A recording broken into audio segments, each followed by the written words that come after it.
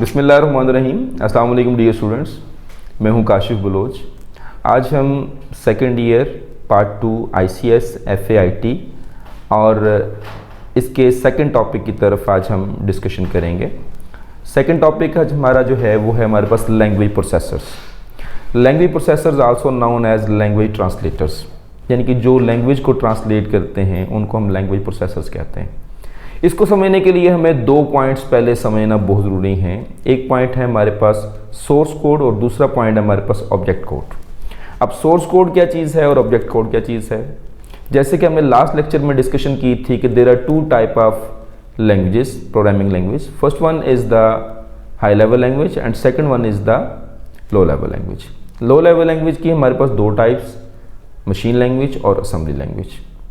जबकि high level language के अंदर हमारे पास बहुत ज़्यादा एग्जांपल्स हैं, C++, Java, Fortran, COBOL, Pascal, Oracle.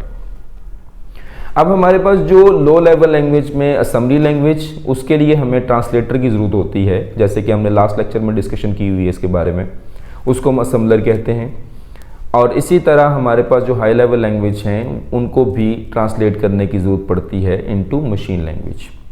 तो असेंबली लैंग्वेज और हाई लेवल लैंग्वेज सारी की सारी except machine language, machine language को छोड़ के जितनी भी हमारे पास बाकी लैंग्वेज हैं, इसके अंदर जो कुछ भी हम कोडिंग करेंगे वो सारी की सारी हमारे पास सोर्स कोड कहलाते हैं। अब हमारे पास एक लैंग्वेज बच जाती है, that will B machine language. Machine language के अंदर जो कुछ भी हमारी कोडिंग होगी हम खुद से करेंगे, प्रोग्रामर करें, या फिर इवन देन जो हमारे पास ट्रांसलेट होकर हमारे पास कंपाइलर के ज़रिए आएगी, वो जो हमारे पास कोडिंग होगी उसको हम क्या बोलेंगे, ऑब्जेक्ट कोड बोलेंगे। इसको हम ऑब्जेक्ट फाइल भी बोलते हैं, मशीन कोड्स भी बोलते हैं। इसी तरह हमारे पास जो सोर्स कोड हैं उनको सोर्स कोड भी बोलते हैं, सोर्स फाइल भी बोलते हैं। ठीक है, जो कुछ भी हमारे पास हाई लेवल लैंग्वेज के अंदर या फिर असेंबली लैंग्वेज के अंदर लिखा जाएगा। अब यहाँ पर हमें ये बात समझ में आ गई कि जो कुछ भी हमारे पास असेंबली लैंग्वेज और हाई लेवल लैंग्वेज में कोडिंग होगी वो हमारी सोर्स कोड, और जो कुछ भी हमारे मशीन लैंग्वेज के अंदर होगा वो हमारे पास क्या होंगे, ऑब्जेक्ट कोड। तो हमें ये समझना ये है कि हम अपने ट्रांसलेटर्स के ज़रिए सोर्स कोड को कन्वर्ट करते हैं इनटू मशीन कोड। अब वो किस तरीके से करते हैं, ये एक पॉइंट आपने अपने माइंड में रखना है, सोर्स कोड ऑब्जेक्ट कोड का। अब दूसरा पॉइंट आपने अपने माइंड के अंदर रखना है, that will be syntax. Syntax क्या चीज़ है? सिंटैक्स हमारे पास होते हैं rules for writing a programs, वो रूल्स जो हम अपने प्रोग्राम्स को लिखने के लिए इस्तेमाल करते हैं, जिसकी मैंने आपको बहुत ही आसान एग्जांपल जो है वो दोबारा से एक दफ़ा देता हूँ। लास्ट लेक्चर में भी आपसे डिस्कशन की थी सिंटैक्स के ऊपर, दोबारा से आपको वो एग्जांपल दे रहा हूँ कि हम जैसे कि मैथमेटिक्स को हम बचपन से लिख रहे हैं, उस पर हम काम करते हैं, मैथमेटिक्स को हम जानते हैं। तो एक फार्मूला है बड़ा आसान सा, हम जो अमूमन जो है ना वो उसको राइट डाउन करते हैं, a+b² is equal to a² + b² + 2ab, right. अब इसमें अगर मैं for example a+b² is equal to a² + b² - 2ab लिख दूं, तो इसका मतलब ये हो गया कि मैंने इस रूल के अंदर गलती कर दी। इस तरह के जो रूल्स होंगे हमारे पास लैंग्वेजेस के अंदर, दैट विल बी सिंटैक्स। अब सिंटैक्स के अंदर जो गलती करेंगे उसको हम क्या बोलेंगे, सिंटैक्स एरर, राइट। अब सिंटैक्स आपको समझ में आ गया, तो अब हम चलते हैं लैंग्वेज प्रोसेसर की तरफ। दो पॉइंट्स आपके माइंड में आ गए, ऑब्जेक्ट कोड, सोर्स कोड, और दूसरा पॉइंट हमारे पास सिंटैक्स एरर्स। ठीक है, अब हम समझते हैं लैंग्वेज प्रोसेसर्स को। तो लैंग्वेज प्रोसेसर्स हमारे पास क्या हैं, जो कन्वर्ट करेंगे हमारे सोर्स कोड को इनटू ऑब्जेक्ट कोड, उसको हम क्या बोलेंगे, लैंग्वेज ट्रांसलेटर या फिर लैंग्वेज प्रोसेसर्स। अब हमारे पास क्या है, ये तीन टाइप्स के हमारे पास जो हैं वो लैंग्वेज प्रोसेसर हैं या लैंग्वेज ट्रांसलेटर्स हैं। First one is the compiler, second one interpreter, third one assembler. इन तीनों में लास्ट पॉइंट मैंने बोला है असेंबलर। तो असेंबलर जो है वो हमारे पास असेंबली लैंग्वेज के लिए प्योरली यूज़ होगा, सिर्फ और सिर्फ असेंबली लैंग्वेज के लिए, कि असेंबली लैंग्वेज की कोडिंग्स को, असेंबली लैंग्वेज के सोर्स कोड को हम कन्वर्ट करेंगे into object code by the assembler. Assembler वो होता है जो कि कन्वर्ट करता है हमारे असेंबली लैंग्वेज को इनटू ऑब्जेक्ट कोड।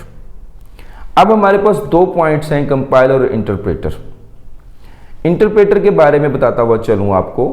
इंटरप्रेटर की प्रोनाउंसिएशन हम इंटरप्रेटर भी करते हैं और इंटरप्रेटर भी करते हैं, तो दोनों प्रोनाउंसिएशन ठीक है। आप अगर इंटरप्रेटर बोलते हैं तब भी ठीक है, अगर आप इंटरप्रेटर बोलते हैं तब भी ठीक है।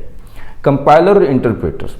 कंपाइलर जो है हमारे पास, हमने फॉर एग्जांपल अपने प्रोग्राम के अंदर स्टेटमेंट्स लिखी, लाइंस जो लिखी, तो क्या करेगा, हमारे पास फॉर एग्जांपल 10 लाइंस हैं, 10 स्टेटमेंट्स हैं, तो कंपाइलर क्या करेगा, सारी लाइंस को रीड आउट करेगा।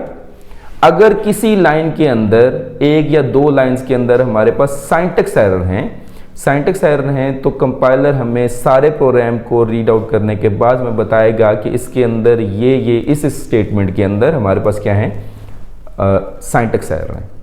तो हम उसको क्या करेंगे, रिमूव करेंगे अपने सिंटैक्स एरर को, जो रूल्स के अंदर हमने गलतियां की होंगी उनको हम क्या करेंगे, रिमूव करेंगे।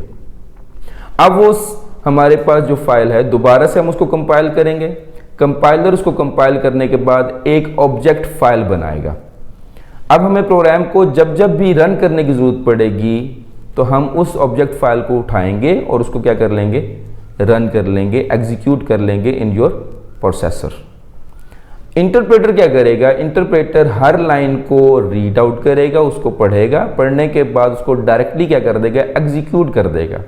अब देखें, जैसे मैंने अभी कंपाइलर के बारे में बताया आपको कि होल प्रोग्राम को उसने पढ़ा और उसके बाद उसकी एक ऑब्जेक्ट फाइल बना दी। यहाँ पे इंटरप्रेटर ने क्या किया कि एक स्टेटमेंट को पढ़ा और उसको एग्जीक्यूट कर दिया इनटू योर प्रोसेसर, यानी कि सीपीयू के अंदर उसने प्रोसेस कर दिया। कंपाइलर ने होल को पढ़ा, इंटरप्रेटर ने एक लाइन को पढ़ा। इसका मतलब ये हुआ कि वो होल प्रोग्राम को कंपाइल करता है, इंटरप्रेटर हमारे पास लाइन बाय लाइन को क्या करता है, कन्वर्ट करता है और एग्जीक्यूट करता है। वो हमारे पास क्या कर रहा था, ऑब्जेक्ट फाइल बना रहा था, ये ऑब्जेक्ट फाइल हमारे पास नहीं बनाएगा। अब इसमें यह है कि हमारे पास कंपाइलर ने होल को पढ़ने के बाद जहां जहां पे सिंटैक्स एरर थे वहां पे उसने हाईलाइट कर दिए कि ये इस स्टेटमेंट के अंदर हमारे पास क्या है, प्रॉब्लम्स हैं, इनके सिंटैक्स एरर्स हैं। इंटरप्रेटर क्या कर रहा है कि हमारे पास हम एक लाइन को जब उसने कन्वर्ट करना है, चेक करेगा इसके अंदर सिंटैक्स एरर तो नहीं है। अगर हमारा उस स्टेटमेंट के अंदर सिंटैक्स एरर आ गया तो हमारा इंटरप्रेटर वहां पे रुक जाएगा। जब तक प्रोग्रामर उस सिंटैक्स एरर को वहां पे रिमूव नहीं करेगा तो वो नेक्स्ट लाइन पर कभी भी नहीं जाएगा। ठीक है, यानी कि प्रोग्रामर के लिए यहाँ पर बेनिफिट होता है इंटरप्रेटर के अंदर कि इमीडिएटली हमें वहाँ पर ही एरर वहाँ पे मिल जाते हैं और वहाँ पर ही प्रोग्रामर उसको क्या कर देता है, रिमूव कर देता है अपने एरर्स को और अगले काम परफॉर्म करना शुरू कर देता है। जबकि कंपाइलर जो है हमारे पास ज़्यादा एफिशिएंट होता है और ज़्यादा रिलायबल होता है एज़ कम्पेयर टू इंटरप्रेटर, क्योंकि हमारे पास वहाँ पे स्पीड भी ज़्यादा होती है। तो यहाँ पे आपको स्टूडेंट्स ये बताता हुआ चलूँ कि इंटरप्रेटर और कंपाइलर में ज़्यादातर जो इस्तेमाल होने वाला ये सिस्टम सॉफ्टवेयर जो है हमारे पास कंपाइलर होता है। ज़्यादा लैंग्वेज के अंदर कंपाइलर यूज़ किया जाता है। इंटरप्रेटर हमारे पास जो है वो बेसिक लैंग्वेज के अंदर यूज़ किया जाता है, जिसमें हमारे पास GW बेसिक है, वहाँ पर हम इंटरप्रेटर को यूज़ करते हैं। वरना जो बिल्टन हमारे पास लैंग्वेज ट्रांसलेटर्स हैं वो हमारे पास क्या हैं, कंपाइलर हमारे पास ज़्यादा लैंग्वेज के अंदर है। सिर्फ और सिर्फ इंटरप्रेटर हमारे पास GW बेसिक के अंदर मौजूद होता है। तो यहाँ पर आपको ये बात समझ में आ गई होगी कि कंपाइलर और इंटरप्रेटर का डिफरेंस समझ में आ गया होगा और असेंबलर आपको समझ में आ गया होगा। उम्मीद करता हूँ कि आपको ये लेक्चर्स क्लियर हो गया होगा और हमारी वीडियो आपको पसंद आई होगी। अगर आपको हमारी वीडियो पसंद आई हो तो हमारी वीडियो को लाइक कीजिए, शेयर कीजिए और हमारे चैनल लेक्चर्स हब को सब्सक्राइब कीजिए। Thank you very much. अल्लाह ने के पान।